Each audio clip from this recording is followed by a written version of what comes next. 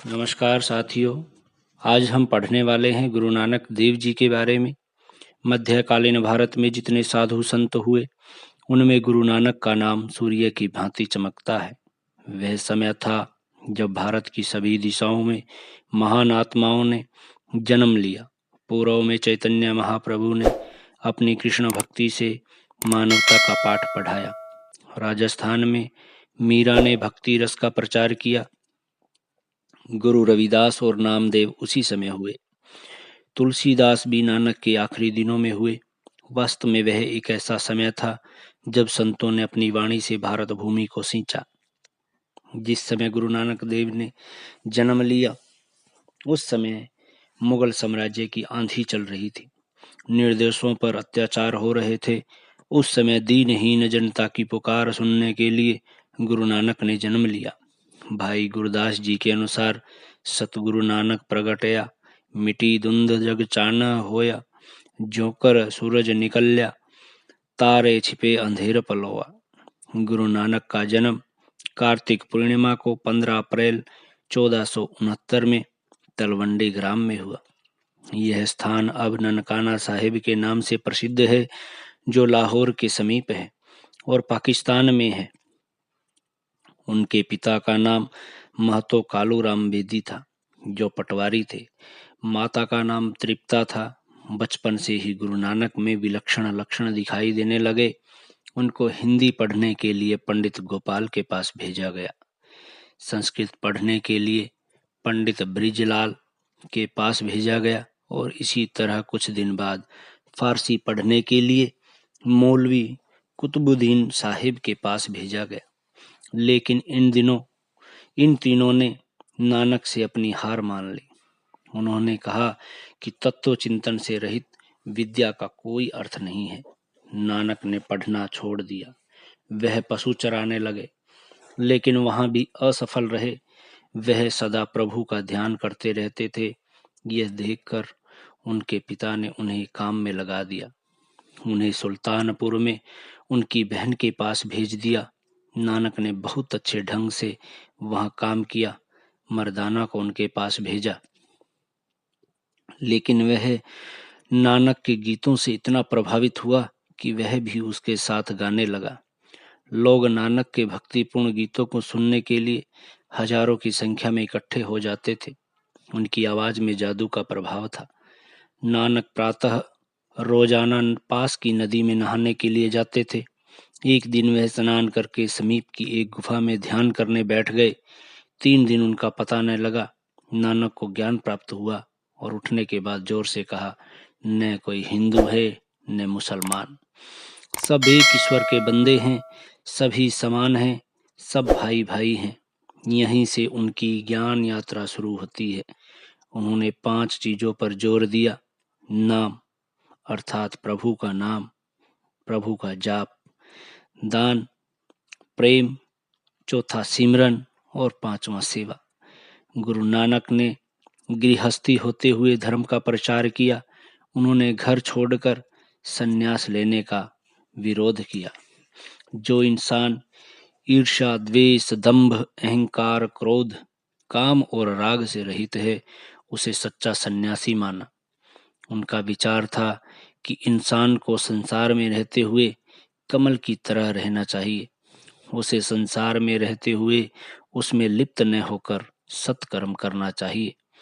सत्य, सदाचार, सेवा को सच्चा धर्म माना। उसने कर्मकांड, अंधविश्वास और जात पात का विरोध किया।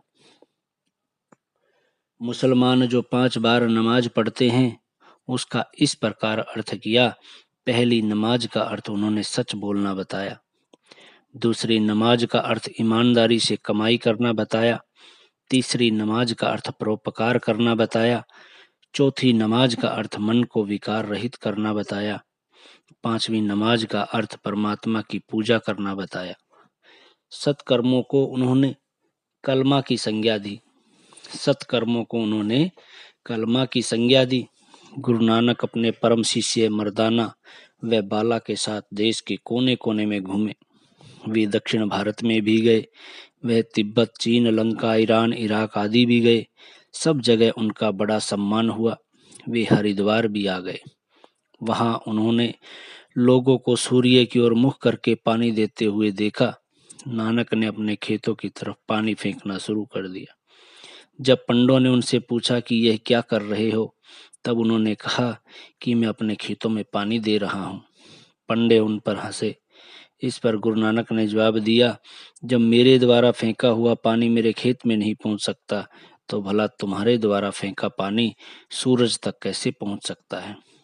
गुरु नानक ने हिंदू धर्म में फैली कुरीतियों का विरोध किया, जात पात का विरोध किया। उन्होंने कहा कि आत्मिक उन्नति तथा सामाजिक सुधार तब तक नहीं हो सकता जब तक जाति पाति खत्म नहीं होती। उन्होंने कहा कि कर्म से इंसान बड़ा छोटा बनता है। उन्होंने कहा, जाति जन्म न पूछिए, सच घर लहू बताई, सा जाति सा पति है, जे है कर्म कमाई। इसी तरह जब गुरु नानक मक्का में गए तो मक्का की तरफ पैर करके लेट गए।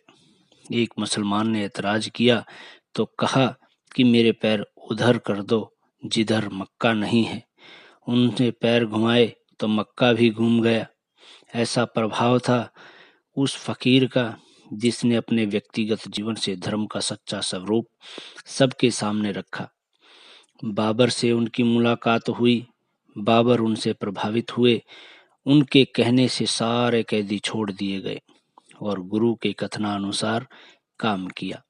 अंग्रेज इतिहासकार कनिंगम लिखता है कि गुरु नानक ने सुधार के असली उसूलों का प्रचार किया। यह उनकी उसारियों का ही परिणाम था कि वह इस योग्य हो सके कि उनके एक इशारे में सभी लोग मरने मिटने को तैयार हो गए और मुसलमानों से टक्कर ली। गुरु नानक का उपदेश था, परमात्मा एक है, वही सबको बनाने वाला है।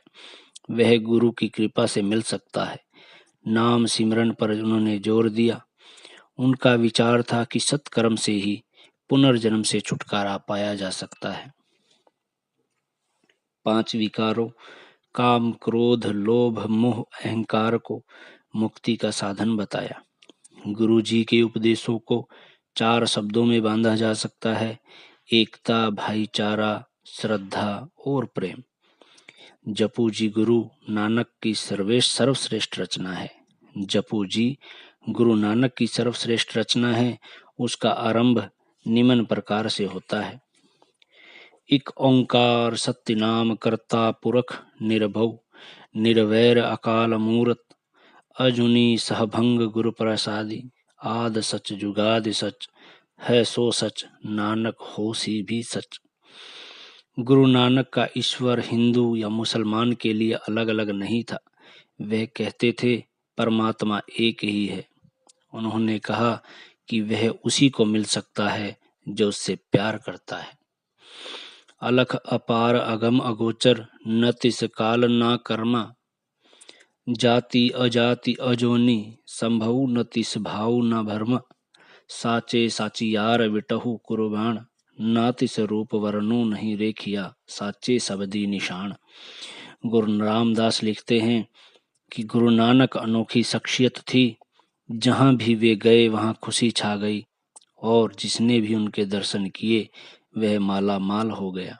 उन्होंने गुरु अंगद को अपना उत्तराधिकारी बनाया। यद्यपि उसके 2 पुत्र श्री चंद और लक्ष्मी चंद भी थे। वह उसका परम भक्त था जो गद्दी पर बैठा और गुरु के काम को आगे बढ़ाया। कुछ विद्वानों ने गुरु नानक को क्रांतिकारी बताया है। वास्तव में उन्होंने हिंदू और मुसलमान धर्मों में जो कमियां आ गई थी उनके खिलाफ जो प्रचार किया वह एक क्रांतिकारी कदम था। कैप्टन बिंगले ने गुरु नानक की महात्मा बुद्ध से तुलना की है, जिन्होंने ढोंग और आडंबर के विरुद्ध विद्रोह किया। उनका तरीका शांति प्रिय था।